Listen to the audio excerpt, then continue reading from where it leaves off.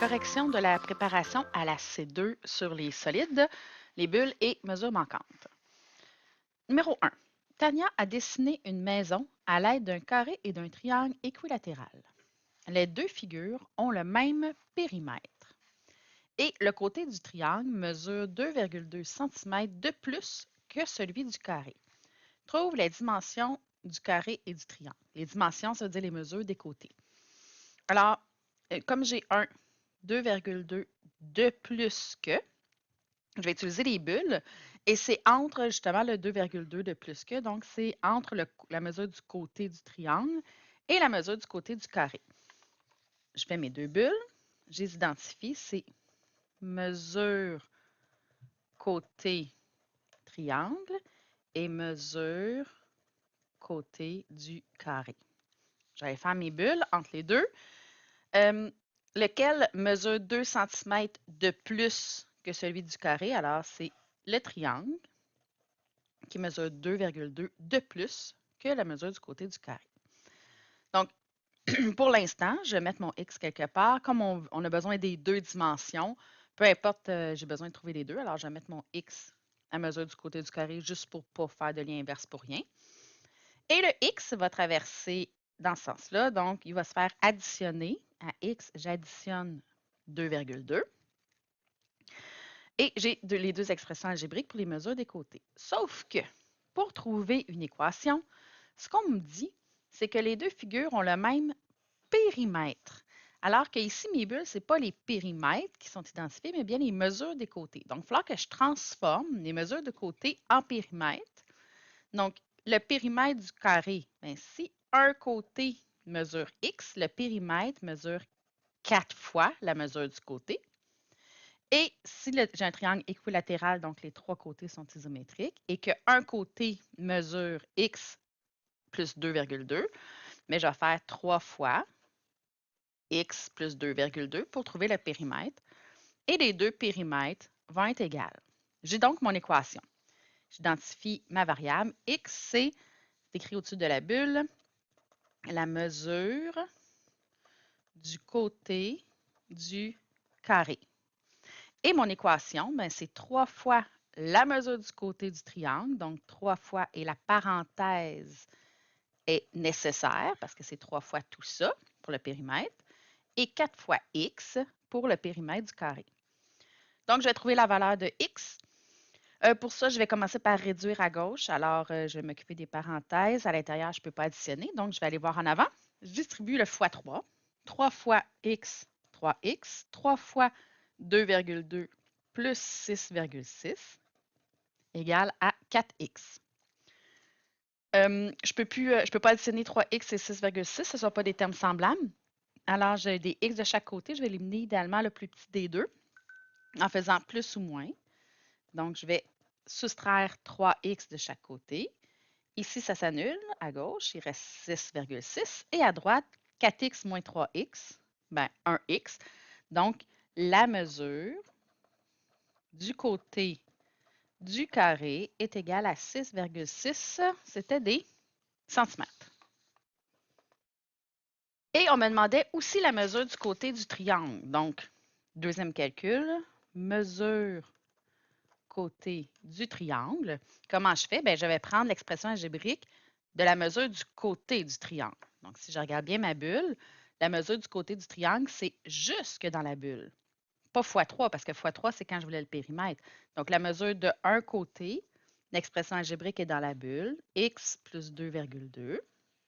Le x vaut 6,6 plus 2,2, ça me donne 8,8. Alors, la mesure du côté du triangle est égale à 8,8 cm.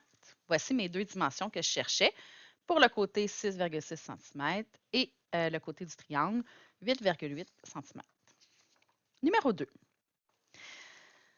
Sachant que l'aire du cylindre est le double de l'aire du prisme, trouve la hauteur du cylindre en utilisant pi environ 3. Donc, pour trouver la hauteur du cylindre, je vais avoir besoin de son aire parce que j'ai déjà son rayon. Et son aire, qu'est-ce qu'on me dit? Mais c'est le double du prisme. Est-ce que j'ai tout ce qu'il faut pour trouver l'aire du prisme? J'ai ce qu'il faut pour l'aire de ses bases. J'ai ce qu'il faut pour l'aire latérale, donc oui. Fait que premièrement, je vais trouver l'aire d'un prisme et j'aurai juste à multiplier par 2 pour trouver l'aire du cylindre qui va me permettre de trouver sa hauteur. Allons-y. Numéro 2. 1. L'aire du prisme. C'est quoi la formule de l'aire d'un prisme? L'aire d'un prisme, c'est 2 fois l'aire des bases plus l'aire latérale.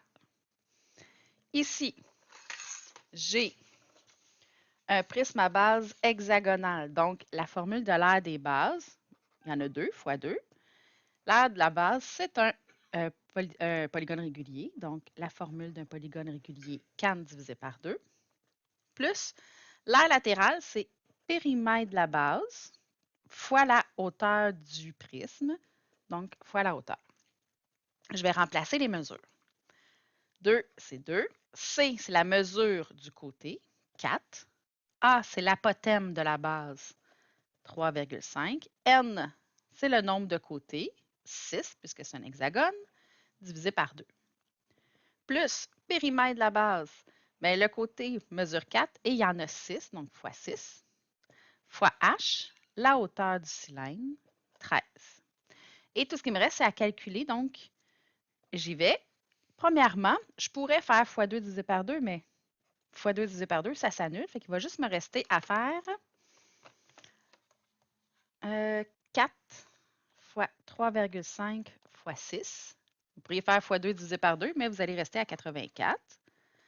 Plus, de l'autre côté, 4 fois 6 fois 13. Ça me donne 312.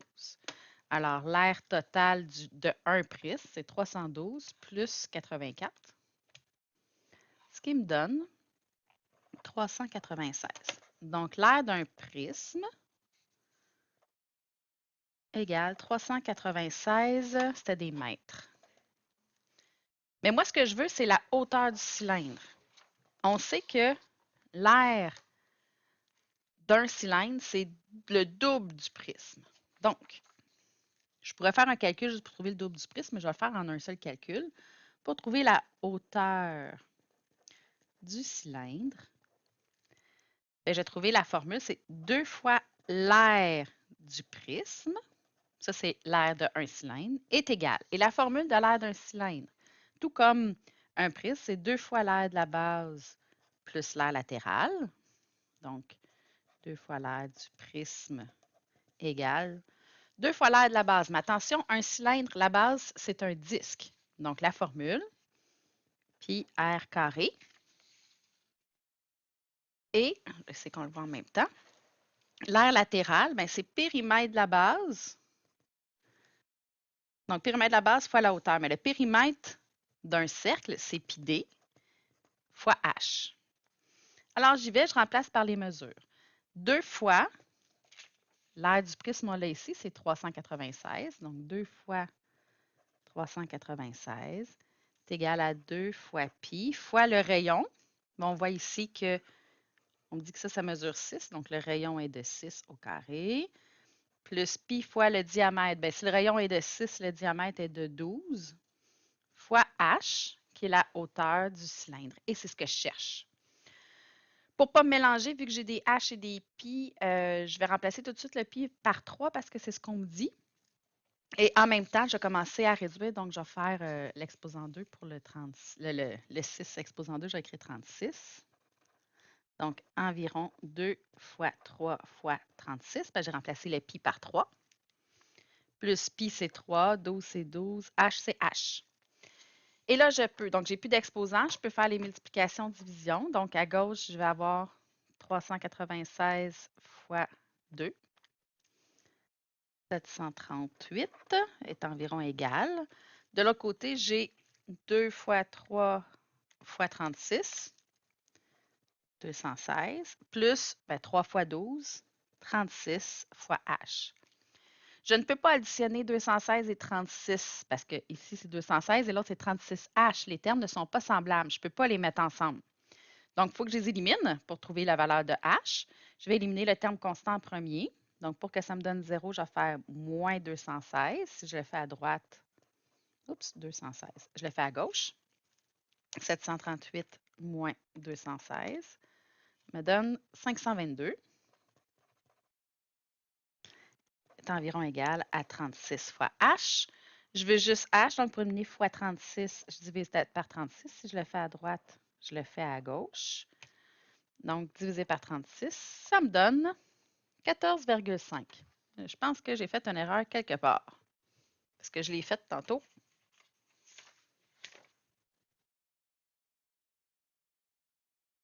Ah, j'ai mal multiplié ici.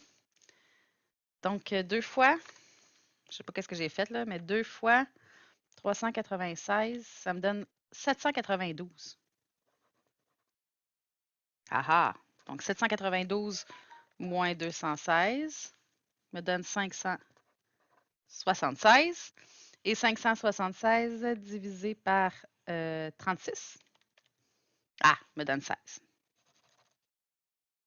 Donc, la hauteur est d'environ, 16 mètres. Donc, H est d'environ 16 mètres. Je suis désolée, j'ai mal pitonné sur ma calculatrice tantôt. Numéro 3. Numéro 3. Quelle est la mesure du côté de la pyramide? Attention, la mesure du côté, c'est ici, là, le point d'interrogation, pas l'aire d'un des côtés latérales.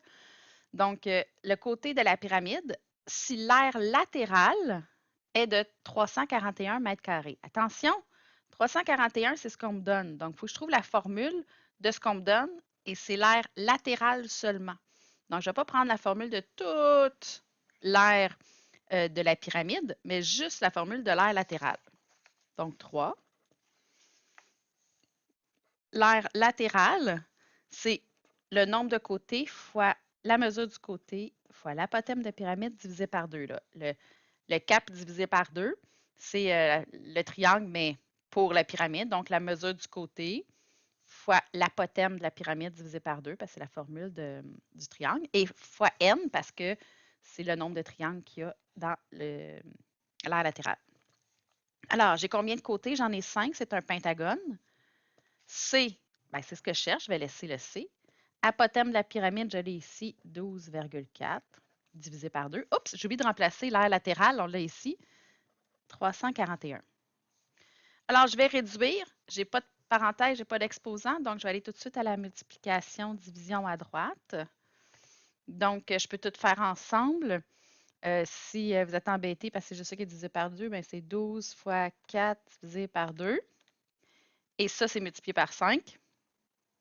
Fois 5, ça me donne 120 C. J'ai fait 12 fois 4, c'est 12,4. Excusez-moi, encore mon erreur. Il faut bien écrire. J'avais vu un point comme une multiplication. Donc, je trouvais que c'était beaucoup trop. Alors, c'est 12,4 divisé par 2. C'est C fois l'apothème divisé par 2 fois 5. Donc, 31 C. 31 fois C. Et là, je veux juste C, donc j'élimine fois 31, je divise par 31. 341 divisé par 31 me donne 11. Donc, la mesure du côté de la pyramide qu'on cherchait est de 11 mètres parce que toutes les données étaient en mètres et en mètres carrés pour l'aire latérale.